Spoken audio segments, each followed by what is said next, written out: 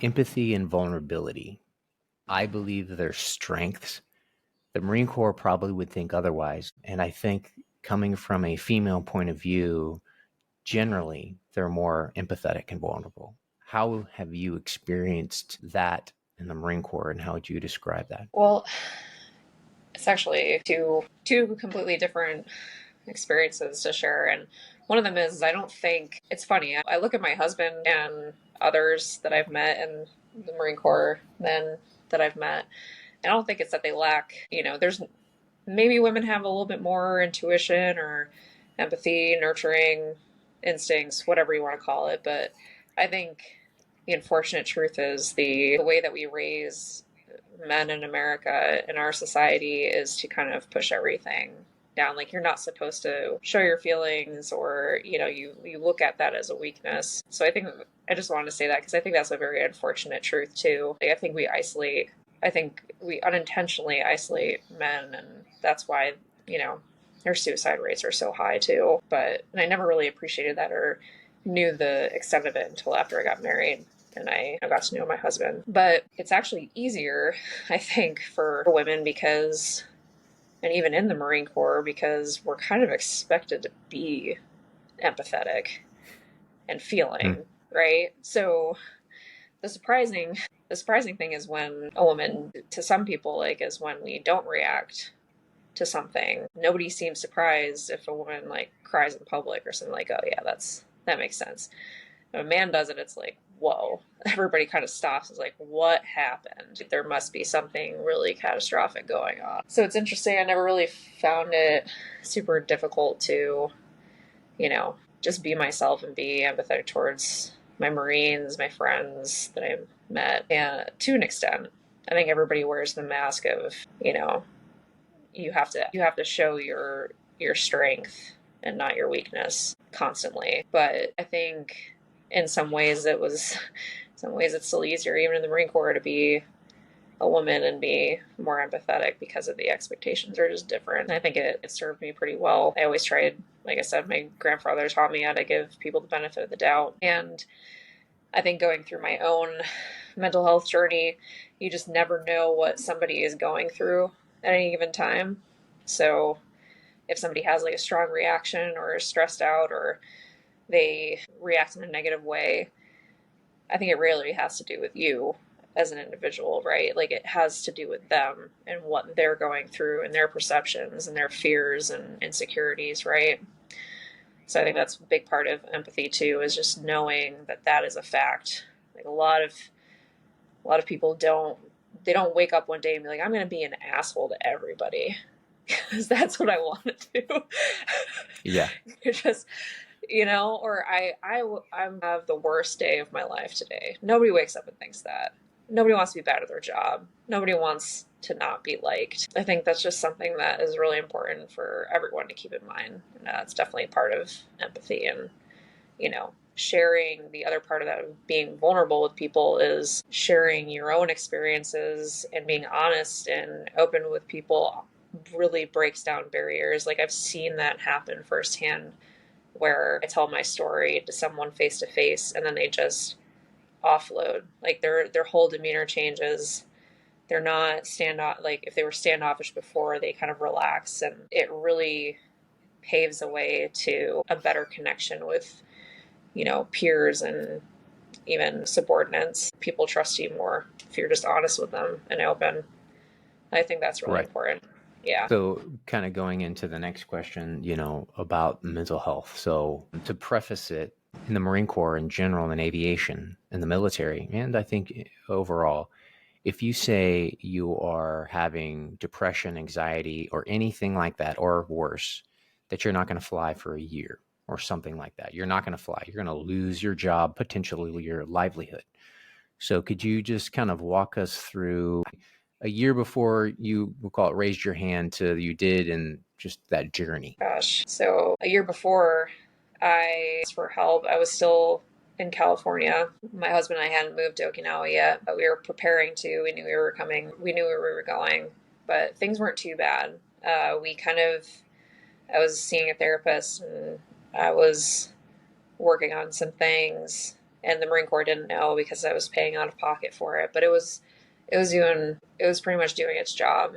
And then I think moving to Okinawa and experiencing some of the things that we already talked about, the kind of passive sexism like increase, and then the high op tempo, and the just couple of just this stress of being foreign, a very, very different country, and trying to, have some kind of life on top of just working. All of that just made everything that was all my underlying issues worse, and felt myself kind of going in a worse direction over time. I think, like we were just talking about, there was a lot going on, so I wasn't my best self at home or at work.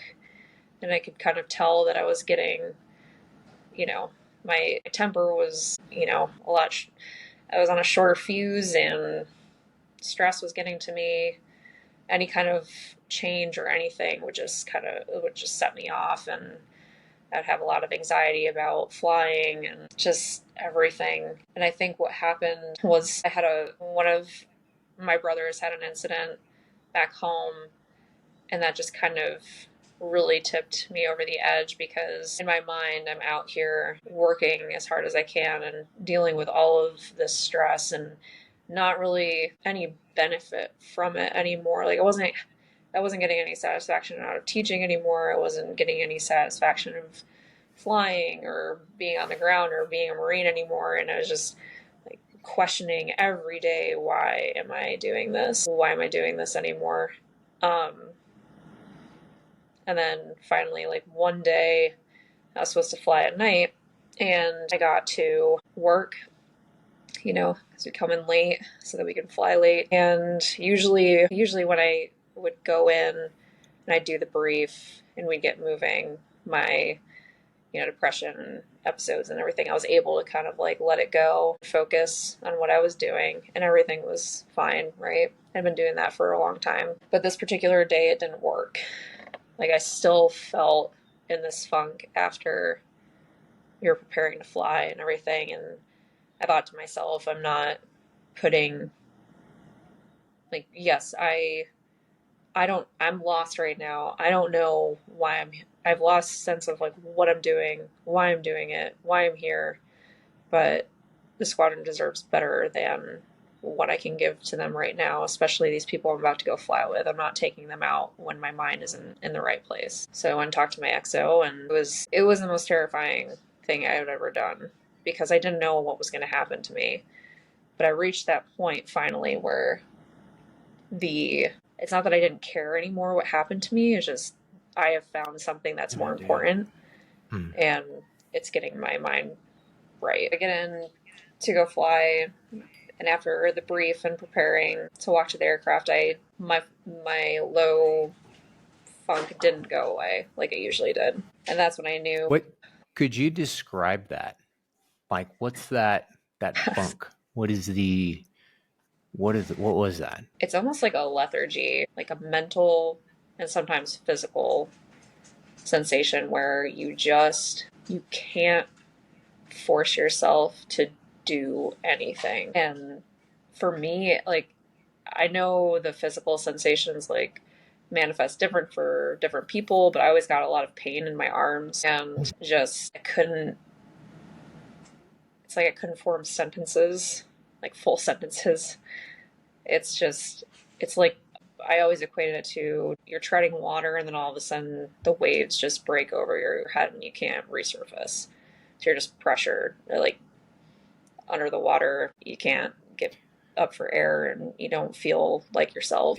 I feel like it's really hard to describe, but also if other people kind of hear that coming from somebody who's experienced it, that it's not this is all in my mind. It manifests physically, and the weight, the pain, this, and again, especially I believe with empathetic individuals who have this sensitivity, and in some ways it's a superpower, and it also can be a curse in a way, because I like to speculate, is like how many people in the squadron were thinking the same thing, who didn't like it, especially on the enlisted side. because you know, and I know it's very different Yeah. from officer to enlisted side of expectations, work hours. You're feeling that, not just you. The tempo of a Marine Osprey squadron is different, man. It's different than infantry battalions and different. It is wild. The Yeah. expectation that a poor leader puts on, a squadron CEO puts on his, men and women when they're bad, because and then they say that the company grade are the ones that are screwing things up, when it's, in my mind and from what I saw, is like it was always the opposite. Yeah. Um, Sorry to digress there, but so That's please fine. continue. I think, no, I think you're right. I think even in good squadrons, Osprey squadrons have a lot of demand, a lot of pressure. And then if you have a couple of bad field grade officers in there or senior enlisted, it just makes it worse. So yeah, I think you're right. Part of it was the culture of the squadron that I was in at the time that I, you know, asked for help wasn't as good as the one I came from. That's for sure. And feeling that, like, people know that. You can get a sense for it when you walk into, yeah, there's pressure on an Osprey squadron no matter what, but then you add a couple of, not so great people in there and it changes the whole vibe, or like a bad culture. You Yeah, I've talked to so many people, they were like, I walked in the squadron today and it was just, I got this weird feeling, like it just wasn't happy. right. People Yeah, can tell that. Yeah. but if you can continue on from where you're walking to the aircraft, or right about there. So I realized that I wasn't going to perform like I should, and that, the people that I was especially scheduled to fly with that day deserved better than what I could give them at that moment. I went to my XO and I said, "Hey, I'm going through something," and it was terrifying to do. I Probably one of the scariest things that I've ever done, because I didn't know what was going to happen to me. I didn't know how they were going to react, and at that point, it didn't really matter to me anymore, because what was And more I important. think that's super important. Sorry to interrupt, because Fine. leader should put that expectation out there. That makes me get excited, because that's a failure of leadership, Mhm. and that's across the board. I experienced that multiple leaders where you have no idea how they're going to react, but you have a fear that they are going to react poorly to whatever it is you bring them, because it's not, it's like, hey, we're not going to make the flight schedule tonight, as of obviously one, and that it's going to be poor, and that's a reflection in my mind of this. Why? Because Yeah. don't you want to have guys that are going to come to you, and women that are going to bring you everything and work there for you? And then I think in the Marine Corps side is like, hey, if the guys and girls love you, they will die for you and do whatever it is. But it's so many leaders miss that point. And I was always like, what the hell? I'm definitely not going to die for that guy because he's an idiot. So I'm going to do something a little different so I can Yeah. live.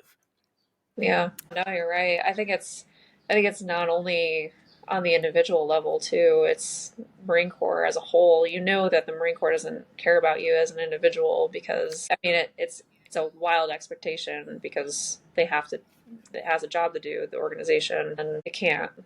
But just, yeah, are they gonna completely hose me? Are they gonna Right. try to take my wings? Are they gonna ad set me, med board me? I Right. don't know. But Yeah.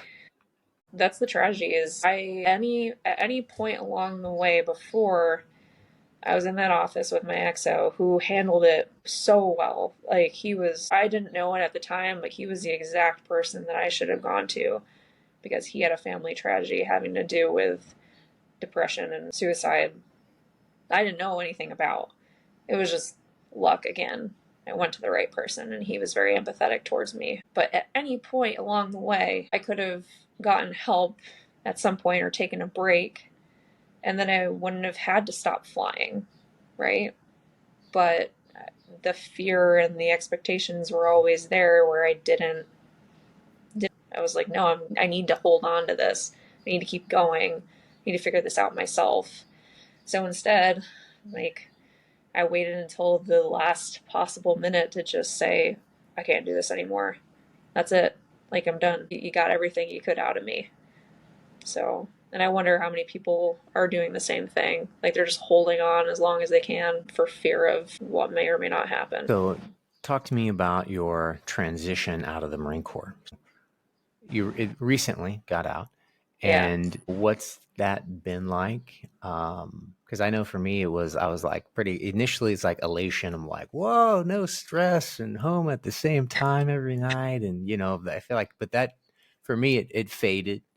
And then I was like, oh, I got to make money and do all these other things and work for another big boss man. But so tell me Yeah. about your transition and where you're at right now. So I'm definitely still in the honeymoon phase for sure, because my husband and I, we put away enough money for us to take a year off and not start any new careers. Awesome. We're only 3 months into that period of what we like to call our midlife retirement. Yeah. So it's nice. You know, we're kind of settling in to our house, and we're actually expecting our first child too. So that's yeah. Awesome. Congratulations. I'm actually like very pregnant right now. You just can't tell. Nice. Yeah. Awesome. Yeah. Boy, girl, yeah? You find out any details? It's a boy. Yeah. Due in November. Awesome. Yeah. Thanks. Oh, well, congratulations. Incredible. Thank you.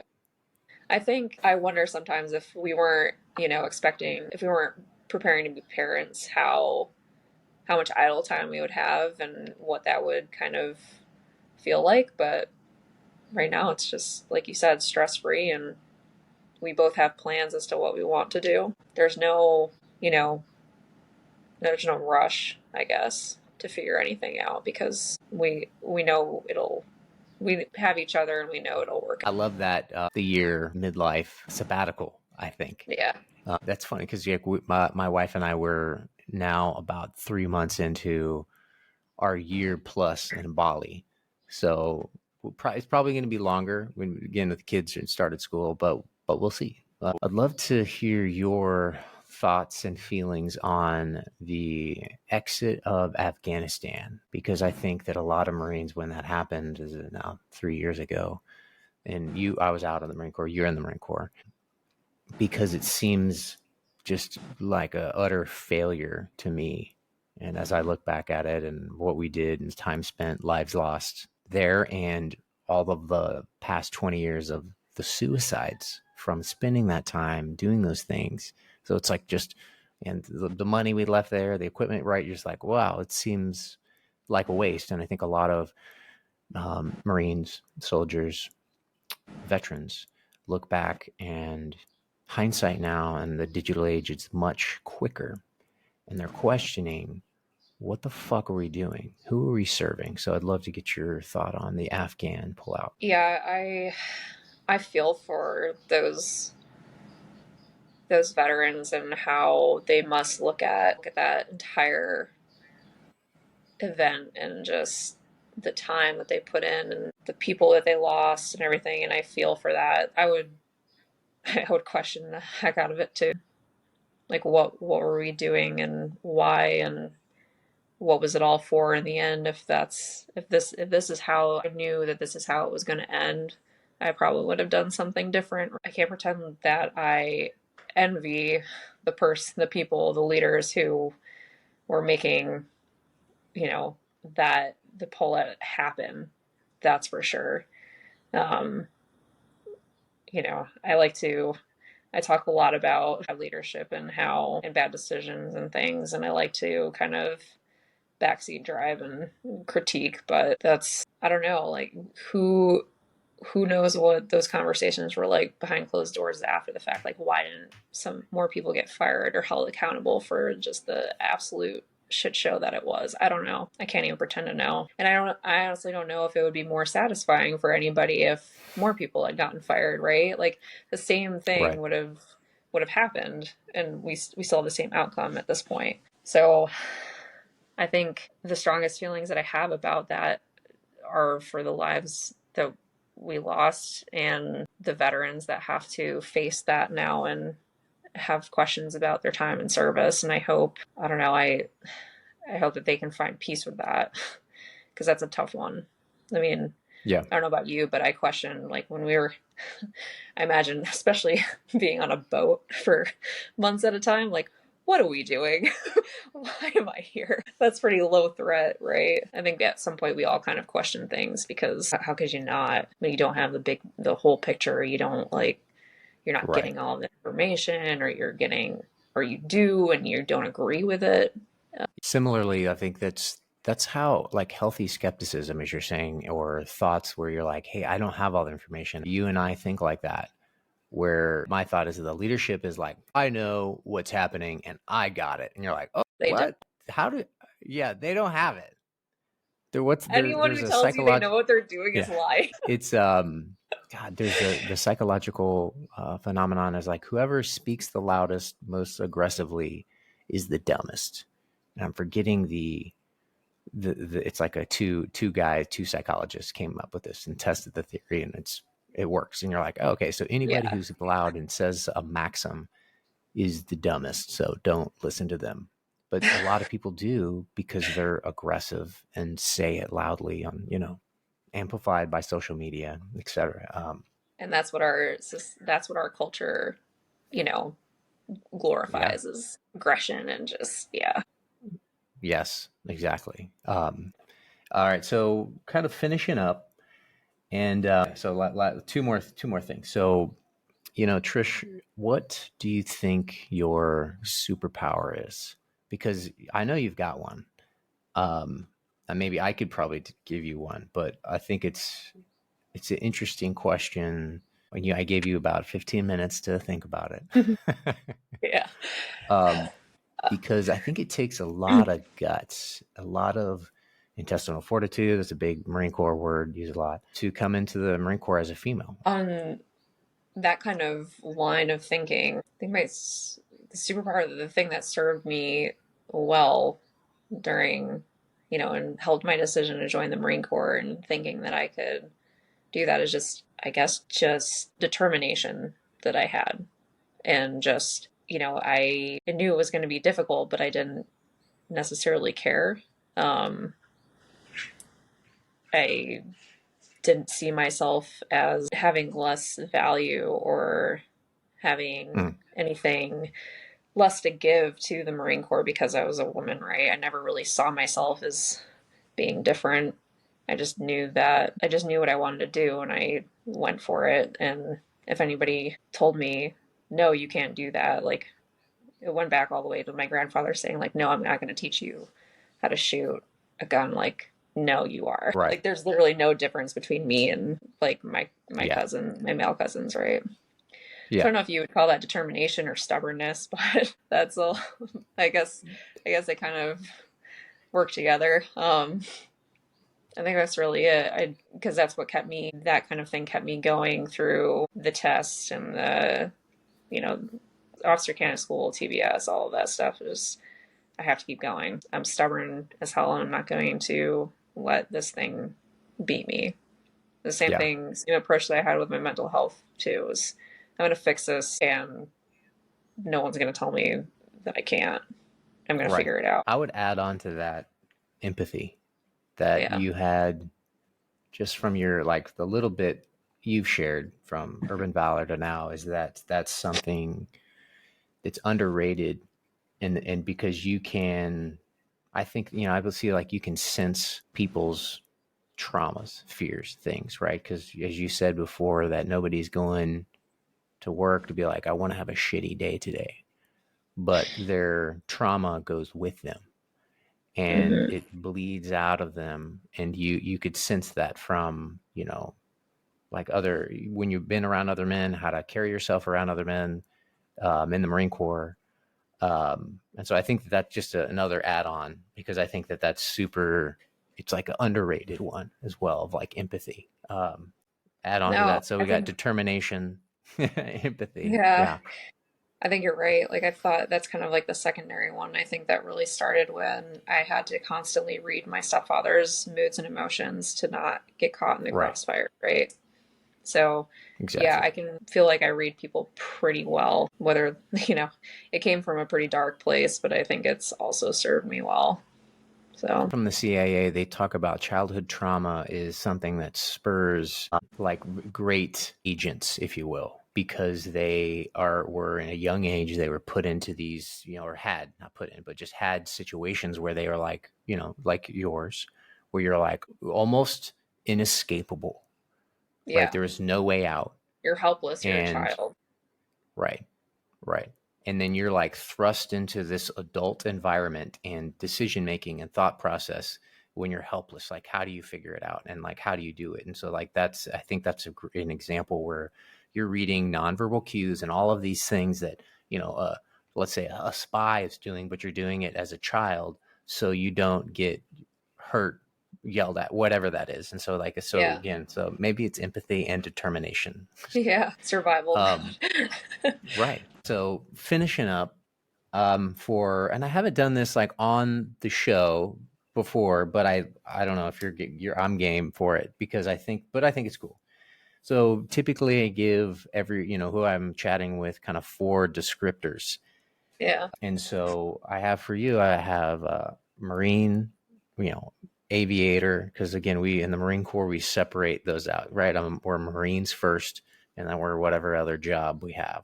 And I love that. And that's partly why I joined, and maybe you too, because I kind of love that idea as well. So we Yeah. have 2. So what would be the other 2? Gosh. Otherwise, I'm going to make them up for you. They'll be good. Yeah, you might have to make them up. I don't know. I guess I know empath is a thing, but I don't really think of myself as that. Well, I can certainly add mother on there because, right, you're already growing a human, so we could do that. I am growing a human. I've been a dog mother for quite a while. Yeah. Well, you know what? That She's preps right you. here. That preps you. And I saw your dog. It's what is a doodle, right? What is it? Yeah, a Saint Bernard poodle. Oh, it's Saint Yeah. Bernard. Okay, because I thought Yeah. that didn't look like a Saint Bernard. It was brown I haired. know. She's dark, but she's Interesting. yeah. She's very Okay. friendly. Well, that preps you ish for a child. But yeah, it's good. Yeah, I know. I can at least care about another being more than myself, right? Yes. Yeah. I don't know. You might have to help me out again. I mean, I think we could go with a few. I mean, I could probably, I don't know how to, like, I think, empath potentially. I'm planning on writing a book. I'm in the process of doing that. So you can put Cool. writer on there. I did write an article, All right. one, but pretty proud of it. Yep. I like it. Yeah. Writer. Okay. Well, yeah, I think, I mean, yeah. So we have options of Marine, Aviator, Empath, Mother, Writer, something like that. How far along are you on your book? I am basically I'm still in the very like beginning kind of writing down. It's going to be basically a collection of just stories, hopefully, that make sense and give like the bigger picture of where I started versus how I ended up. Yeah, I'm writing down a lot of the memorable stories that I have in my brain still. Cool. Yeah. Do you have a name yet? I don't. That's honestly the hardest part, I think, is naming the book. Yeah. Yeah. Okay. Well, cool. I'm interested to hear the name, and that sounds cool. Yeah. All right. Any last rounds? Anything else before we end it officially? I don't think so. I think we talked about a lot of good things. Thanks for having me. It was a good conversation, I think. Hopefully it helps some people. No, Yeah. I believe it is. Thank you for being on. Thank you for your time.